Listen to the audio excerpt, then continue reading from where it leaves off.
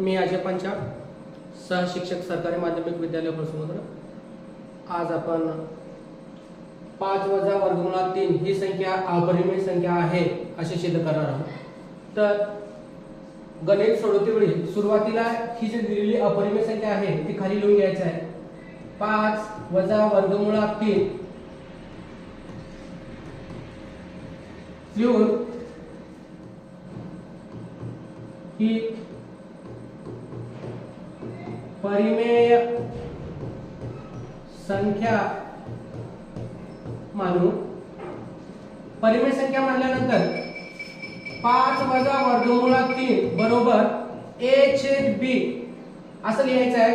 a, b असं गोल ही करून म्हणजे सदस्य आहे z चे, आणखी b बरोबर 0 राहत नाही असं लिहायचं. म्हणजे हे परिमेय संख्या आहे. तर आता इथे सोडवते वेळी हे वजा आहे हे पलीकडे घ्यायचं आणि हे या ठिकाणी ठेवायचं आहे. म्हणजे 5 लिहून हे अलीकडे तसं लिहायचं आहे a बाय b.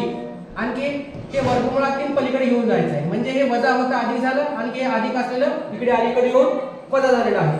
त्यानंतर हे वर्गमुळात 3 इकडे लिहून घ्यायचं जसं तसं. त्यानंतर बघा 5 वजा a बाय b जसं तसं लिहायचं. काही बदल करायचा नाही. इकडचं तिकडे तिकडचं इकडे लिहायचं. चिन्हामध्ये बदल होत नाही. संपूर्ण पलीकडे घेऊन जायचं, पलीकडचं संपूर्ण अलीकडे आणायचं आहे. त्यानंतर परत लिहायचं वर्गमुळात 3 बरोबर. आता हे सेपरेट आहे, हे सेपरेट आहे. एक करण्यासाठी काय लिहायचं, खाली लांब रेषेतून b लिहायचं आणि हे b इथे ह्या 5 च्या शेजारी एक ठेवायचं आहे, कारण याच्या खाली काही नाही.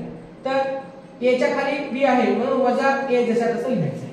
आता एवढं लिहिल्यानंतर खाली हे जे पद आहे 5b a बाय b ही परिमेय असेल. पण पुन्हा उत्तरामध्ये काय करायचं, हे संख्या लिहायचं वर्गमुळात 3. ही संख्या परिमेय नाही, अपरिमेय आहे.